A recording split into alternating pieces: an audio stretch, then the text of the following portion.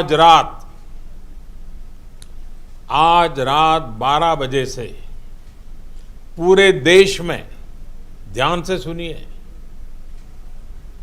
ऐतिहासिक निर्णयની એ તસવીરને આજે એક વર્ષ પૂર્ણ થઈ ગયું છે, જ્યાં 130 કરોડની જનતા ઘરોમાં કેદ થઈ ગઈ હતી। આખા ભારત દેશમાં સન્નાટો છવાઈ ગયો હતો। આકાશની નીચે રહેતો દરેક માનવી અદ્રશ્ય બીમારી સામે લાચાર બની ગયો હતો। રસ્તાઓ સુમસામ, શહેરો શાંત અને ગામડાઓ ગર્ભિત થઈ ગયા હતા। નદી, નાળા, તળાવ અને સમુદ્ર પણ ખામોશીના આલમમાં આવી ગયા હતા। એ દિવસ હતો 25મી માર્ચનો, જ્યારે દેશ આખો તાળાબંધીની પરિસ્થિતિમાં જીવી રહ્યો હતો। આજે એક વર્ષ બાદ ફરી એક વખત કોરોનાનો ખતરો લોકડાઉનની પરિસ્થિતિને પુનરાવર્તનની આશંકા જગાવી રહ્યો છે। નમસ્કાર, હું જય વ્યાસ કનેક્ટ ગુજરાતના સ્પેશિયલ બુલેટિનમાં આપ સૌનું હાર્દિક સ્વાગત કરું છું। 24મી માર્ચની એ રાત હતી, જેને માનવી મૃત્યુ પહેલાંની આખરી રાત અને છેલ્લી શ્વાસ લઈ રહ્યો હોય। કોરોનાએ પોતિકાને પણ પારકા બનાવી દીધા હતા તેવો અનુભવ કરાવ્યો હતો। એકબીજાથી દૂર મજબૂર બનાવી દીધા હતા। જુઓ લોકડાઉનમાં દેશની પરિસ્થિતિનો આ રિપોર્ટ। દેશને લોક કરવાનો એ નિર્ણય કપરો હતો। વડાપ્રધાન મોદીના એ નિર્ણયથી દેશ ઐતિહાસિક અને ભયંકર પરિસ્થિતિનો સાક્ષી બનવા જઈ રહ્યો હતો। આ ફેસલાથી દેશ સંપૂર્ણ તાળાબંધીમાં આવી ગયો હતો।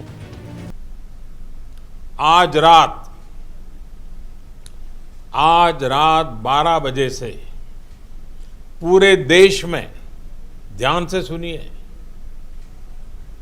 पूरे देश में आज रात 12 बजे से संपूर्ण देश में संपूर्ण लॉकडाउन होने जा रहा है।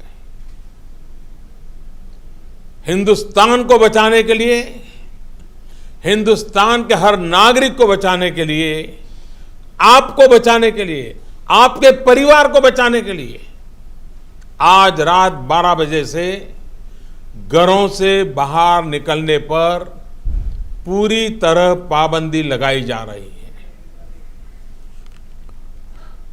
एक एक भारतीय के जीवन को बचाना,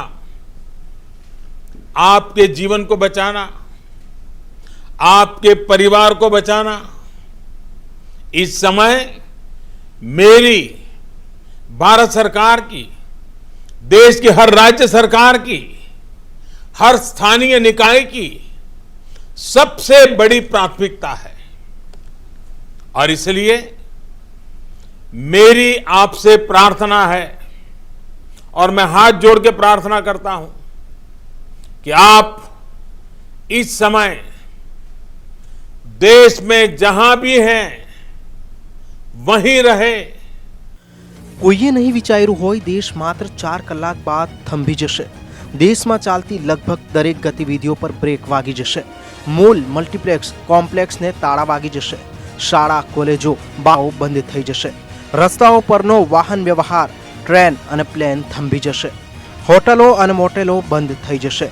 ધંધા ઉદ્યોગો ઠપ થઈ જશે અને લોકો મકાનોમાં કેદ થઈ જશે। પરંતુ આ બધું થયું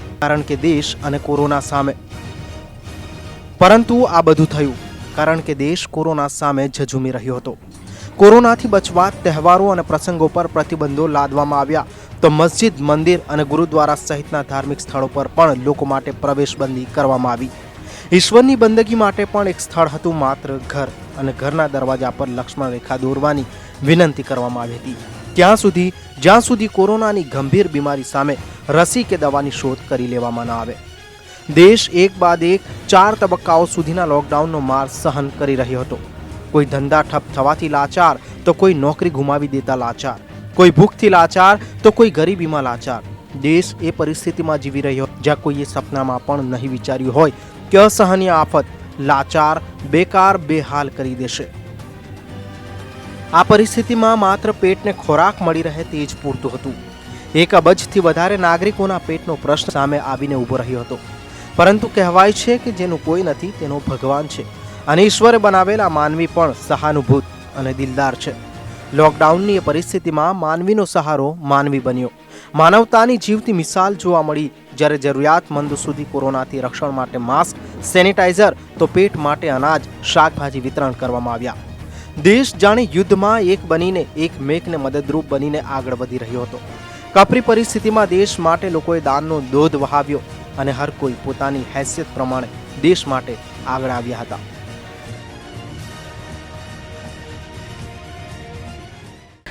દેશના સૌથી કપરા કાળમાં કપરી પરિસ્થિતિ મજૂરોની હતી. ખાસ કરીને પરપ્રાંતીય મજૂરોની રોજગારી છીનવાઈ જતા માથે આપ તૂટી પડ્યું હતું. પરપ્રાંતીય લોકો હિજરત કરવા મજબૂર બન્યા હતા. એક તરફ કોરોનાના કેસના આંકડા વધી રહ્યા હતા, મૃતકોની સંખ્યા વધી હતી. બીજી તરફ દેશમાં દહેશત વધી રહી હતી, ડરામણી પરિસ્થિતિ સર્જાઈ રહી હતી. લોકડાઉન લાગુ થતાં જ લોકો માટે ખોરાક અને રહેણાંકનો પ્રશ્ન ઉત્પન્ન થયો હતો. ખાસ કરીને વતન છોડી મજૂરી માટે અન્ય રાજ્યોમાં ગયેલા પરપ્રાંતીય કામદારોની પરિસ્થિતિ વિકટ હતી. લોકડાઉનની માઠી અસર દેશના મજૂર વર્ગને ભોગવવી પડી હતી. પરપ્રાંતીય મજૂરો રોજગાર છીનવાઈ જતા બેરોજગાર અને લાચાર થઈ ગયા હતા. ઘર પરિવારથી દૂર મજૂરોને માતા પિતા અને સંતાનોની ચિંતા સતાવી રહી હતી. કોરોના કાળમાં આ દ્રશ્યો ખૂબ જ ડરામણા હતા. હવે મજૂરો પાસે માત્ર એક જ વિકલ્પ હતો, વતન વાપસી. પરંતુ સવાલ હતો વાહન વ્યવહારનો. બસ, ટ્રેન સહિતની દરેક સેવા પર પાબંદી હતી. ઘરની બહાર નીકળવા તો કામદારો ઘરે પહોંચે કેવી રીતે? મનમક્કમ દ્રઢ નિશ્ચય કરી કામદારોએ પગપાળા સાથે જ વતનની વાત પકડી લીધી હતી. માથા પર આસરાનો સામાન, હાથમાં સંતાન અને પરિવાર તેમજ સાથીદાર સાથે પગપાળા સેંકડો કિલોમીટર રસ્તો કાપવા નીકળી પડ્યા હતા. કોરોનાથી મરતા પહેલા ભૂખથી મળી જઈશુંની વેદના સાથે દેશના રસ્તાઓ પર વાહનોના પૈડા નહીં, માનવીના પગ ચાલતા હતા. ભૂખ્યા તરસ્યા નીકળી પડેલા આ મજૂરોને ખબર ન હતી કે તેઓ ઘર સુધી પહોંચશે ખરા, રસ્તામાં ખાવાનું મળશે. ઈશ્વર પર વિશ્વાસ રાખી મજૂરો ફક્ત ઘરે પરત જઈ શાંતિનો શ્વાસ લેવા માંગતા હતા.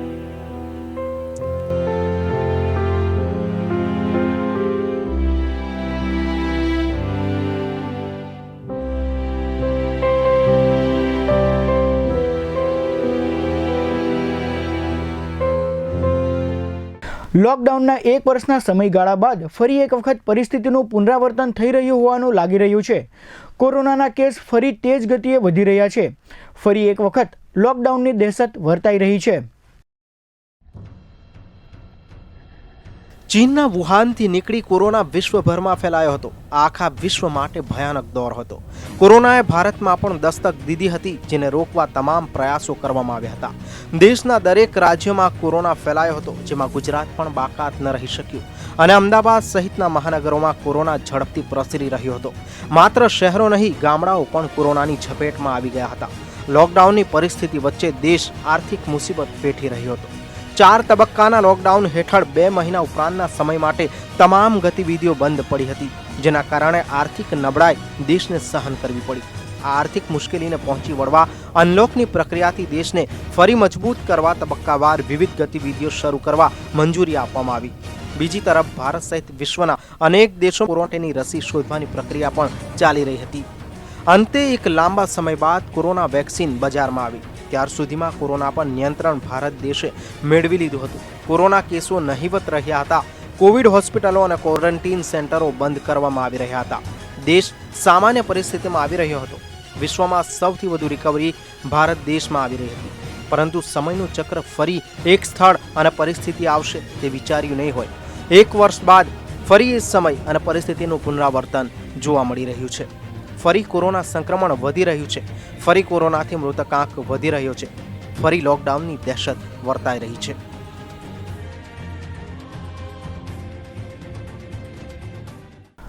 કોરોનાની બીજી લહેરમાં લોકડાઉનના અણસાર જોવાઈ રહ્યા છે, ત્યારે ગુજરાતમાં પણ કોરોનાએ માથું ઊંચક્યું છે. પ્રતિદિવસ કોરોનાના કેસમાં ધરખમ વધારો જોવા મળી રહ્યો છે. એક સમયનું કોરોના એપિસેન્ટર અમદાવાદ ફરી કોરોનાના ખતરા સામે લડી રહ્યું છે. માન લોકડાઉન અને કર્ફ્યુમાં ઢીલ મળી હતી, ત્યાં ચૂંટણી અને ક્રિકેટ મેચ બાદ પરિસ્થિતિ વકરી છે. કર્ફ્યુના સમય અને મર્યાદામાં વધારો કરી દેવામાં આવ્યો છે, તો મલ્ટીપ્લેક્સ અને શાળાઓ પણ ફરીથી બંધ કરવાની ફરજ પડી છે. દેશભરમાં કોરોના બીમારીને 1 વર્ષ પૂર્ણ થયું છે, એટલે કે 24 માર્ચ 2020ના રોજ દેશભરમાં સંપૂર્ણ લોકડાઉન કરવામાં આવ્યું હતું અને ગુજરાતમાં પણ લોકડાઉન હતું. એક વર્ષ બાદ પણ સ્થિતિ જેસે તે છે, એટલે કે એક વર્ષ કરતાં પણ કેસ અત્યારે વધારે આવી રહ્યા છે. ગુજરાતમાં લગભગ 1700ની આસપાસ કેસ પહોંચ્યા છે. અમદાવાદમાં કોરોનાનો હાહાકાર છે. પણ એક વર્ષ પહેલાંની સ્થિતિની સામે આજનો દિવસ જોવા જાય તો આપ જોઈ રહ્યા છો કે કેસ વધારે છે, છતાં કોઈ પણ પ્રકારનું લોકડાઉન નથી. લોકો પોતાના નોકરી, કામ ધંધે, પોતાના વ્યવસાય નીકળી રહ્યા છે અને મોટી સંખ્યામાં જે રસ્તાઓ એક વર્ષ પહેલાં સુમસામ હતા ત્યાં અત્યારે ટ્રાફિક જોવા મળી રહ્યો છે. માત્ર અમદાવાદ નહીં, સુરત, વડોદરા, રાજકોટ, જામનગર, ભાવનગર, જુનાગઢ સહિત રાજ્યના અનેક શહેરો સંપૂર્ણ લોકડાઉન થયા હતા. એટલે કે એક વર્ષમાં જે 2020ની સ્થિતિ હતી, 3 મહિના સુધી કોઈ ચહલપહલ નહોતી, પણ ત્યારબાદ કોરોના કંટ્રોલમાં આવ્યો. પણ કોરોના કંટ્રોલમાં આવ્યા બાદ દિવાળી પછી સ્થિતિ ફરી એકવાર બગડી અને સ્થાનિક સ્વરાજ્યની ચૂંટણી બાદ ફરી એકવાર સ્થિતિ બગડી રહી છે અને રાજ્યમાં કોરોનાના કેસ 1700ને પાર આવી રહ્યા છે. છતાં પાછલા વર્ષની સામે રાજ્ય સરકારે કહ્યું છે કે કોઈ પણ પ્રકારનું લોકડાઉન નહીં લાગે, માત્ર ટેસ્ટિંગ વધારવામાં આવ્યા છે, વેક્સિનેશનની પ્રક્રિયા ઝડપી કરવામાં આવી છે. પણ એક સવાલ સૌથી મોટો ઊભો થઈ રહ્યો છે કે એક વર્ષ બાદ બી ગુજરાત અને દેશ તે જ જગ્યાએ આવીને ઊભો છે. જેવી સ્થિતિ 2020 માર્ચ મહિનામાં હતી તે જ રીતના 2021 આ માર્ચ મહિનો છે. કોરોનાનો ગ્રાફ પાછલા વર્ષ કરતાં વધી રહ્યો છે, છતાં સ્થિતિ તેની તે જ છે, એટલે કે જેસે તે છે.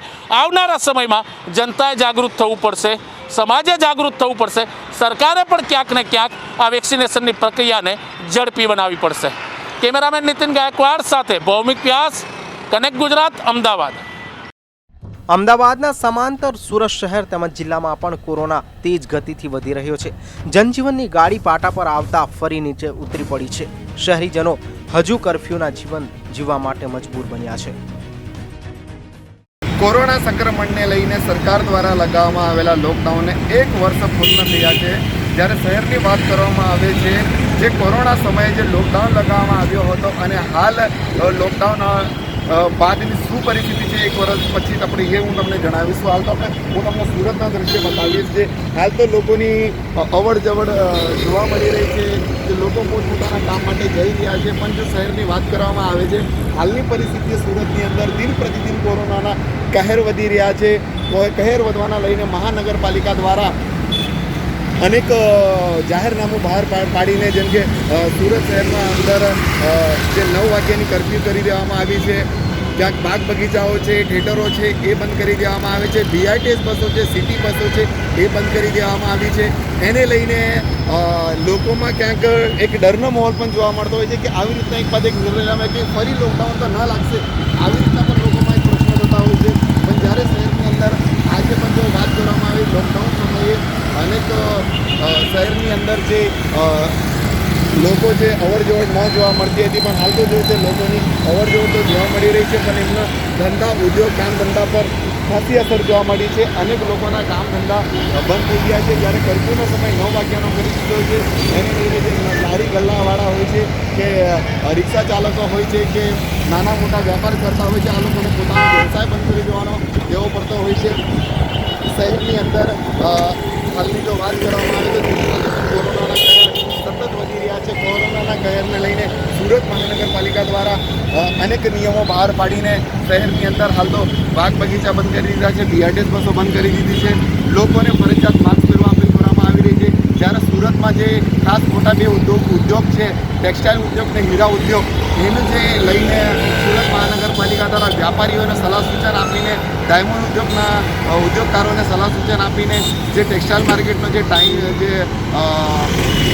જે ચાલુ રાખવાનો જે દિવસ હોય છે, એમાં શનિ અને રવિ બંધ કરવાનો નિર્ણય લેવામાં આવ્યો છે. અને જે હીરા ઉદ્યોગ છે એ પણ રવિવાર અને સોમવારે આવી રીતના 2 દિવસ બંધ રહેશે.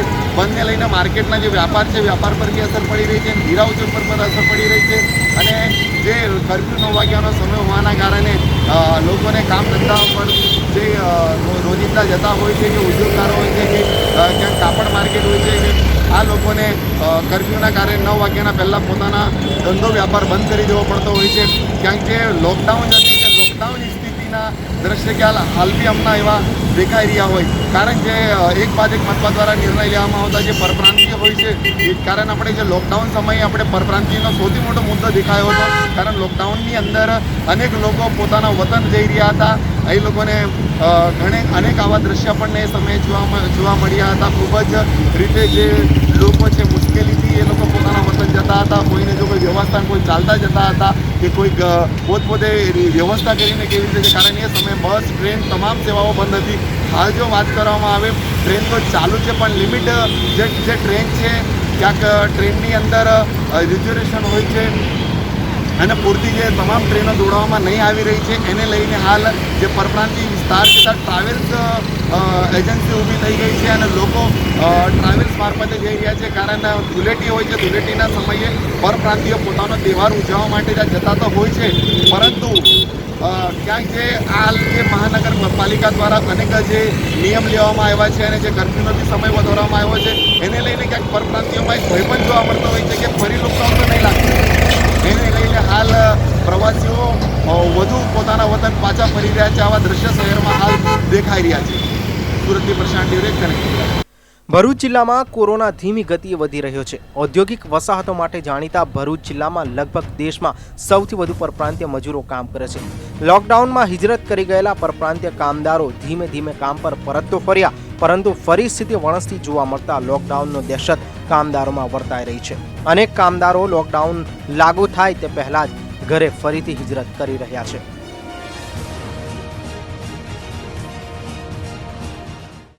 ચીનના વુહાન શહેરમાંથી આવેલું કોરોના વાયરસ ભારત દેશની અંદર પગપેસારો કર્યો હતો અને ભારત દેશની અંદર લોકડાઉનની સ્થિતિનું નિર્માણ થયું હતું.